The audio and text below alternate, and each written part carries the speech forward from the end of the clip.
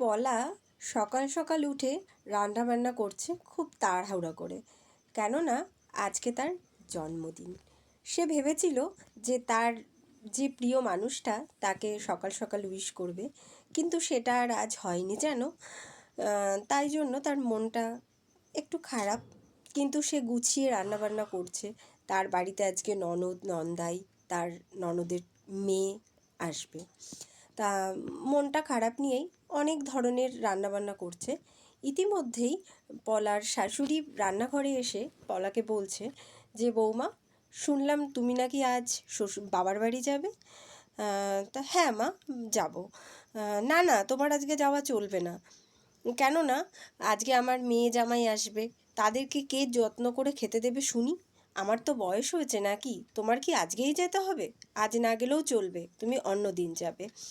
কথাটা শোনা মাত্রই পলা চোখের জল মুছতে মুছতে রান্না করছে, কোনো উত্তর দেয়নি।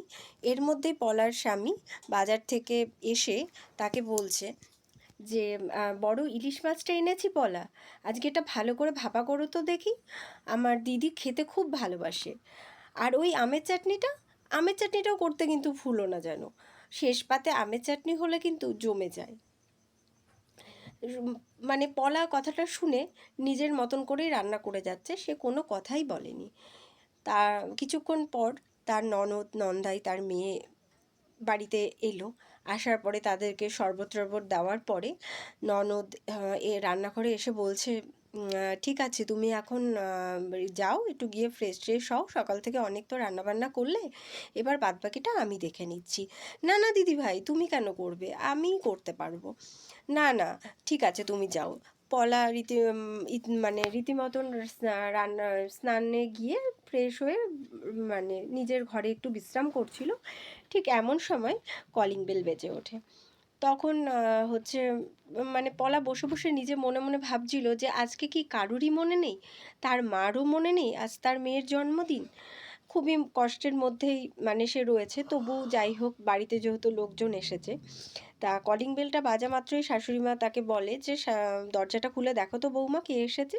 পলা দরজা খুলে দাঁড়িয়ে দেখে তার বাবা মা আর তার বর দাঁড়িয়ে রয়েছে, মায়ের হাতে পুজোর ফুল প্রসাদ। পলা তো দেখে চমকে যায়, পেছন থেকে শাশুড়ি মা ননদ দুজন দুজন এসে দাঁড়ায়, আর সবাই একসঙ্গে ওকে বলে যে শুভ জন্মদিন। তা কথাটা শোনার পরে ও যে কি করবে আর কিছু ভেবে উঠতে পারছিল না, শুধু কেঁদেই যাচ্ছিল, বুঝতে পারছিল না যে মানে কি বলবে, কোনো ভাষাই তার কাছে ছিল না। আর শাশুড়ি মা তার মাথায় হাত দিয়ে বলল, কি ভেবেছিলে বৌমা, আমরা ভুলে গেছি তোমার আজ জন্মদিন? চলো, এইবার তোমার জন্য যে সাজিয়ে রাখা খাবার আমি টেবিলে গুছিয়ে রেখেছি, সেখানে তুমি খেতে বসবে। তারপরে পলা গিয়ে খেতে বসে, আনন্দ করে বাবা মা ননদ নন্দাই সবার সঙ্গে।